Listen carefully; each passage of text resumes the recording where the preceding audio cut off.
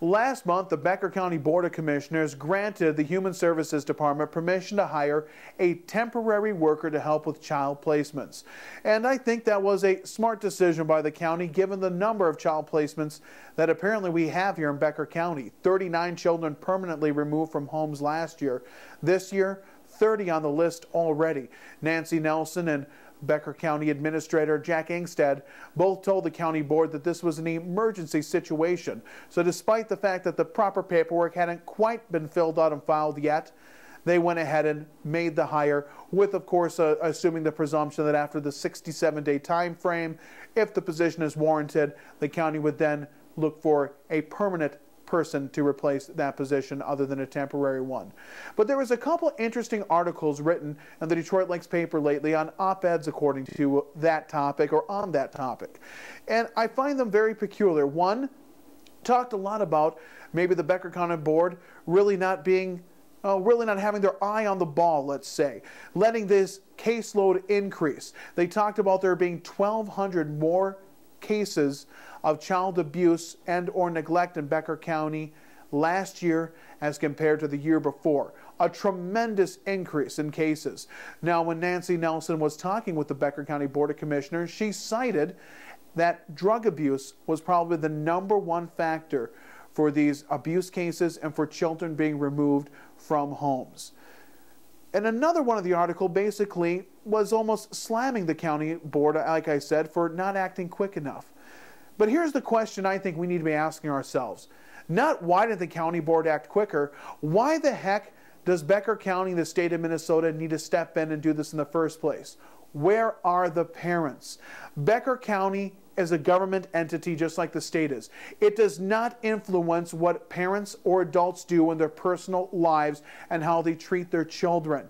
The fact that Becker County has to come in at all means there's been a failure on the parents. It's a failure by those families, either because of addiction and drug abuse or because of other factors.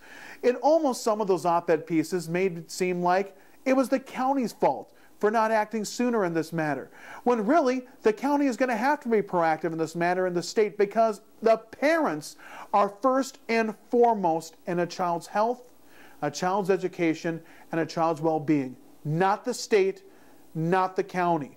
So the fact that we have another employee needing to work on child placements isn't a negative connotation on the Becker County Board of Commissioners or even Becker County Human Services. No.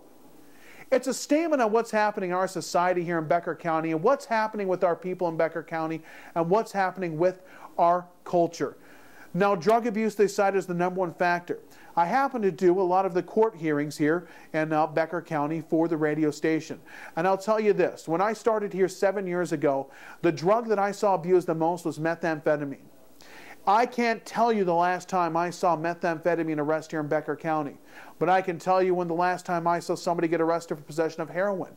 I can tell you the last time I saw somebody or read somebody getting arrested for possession of illegal prescription medication. This is the drug epidemic right now in Becker County in western Minnesota, and it's coming knocking on the door hard.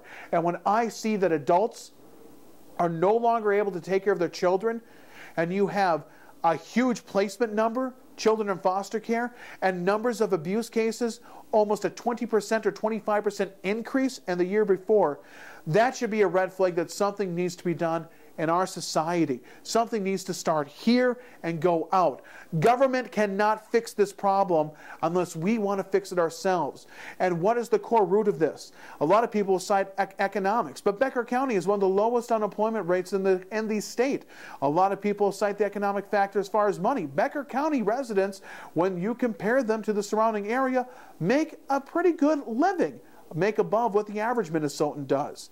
So what is this factor driving this drug abuse, this abuse in Becker County? That's what we need to find out. And no government entity can do it. Only you and I looking inside and acting as a community proper-like will get the problem done.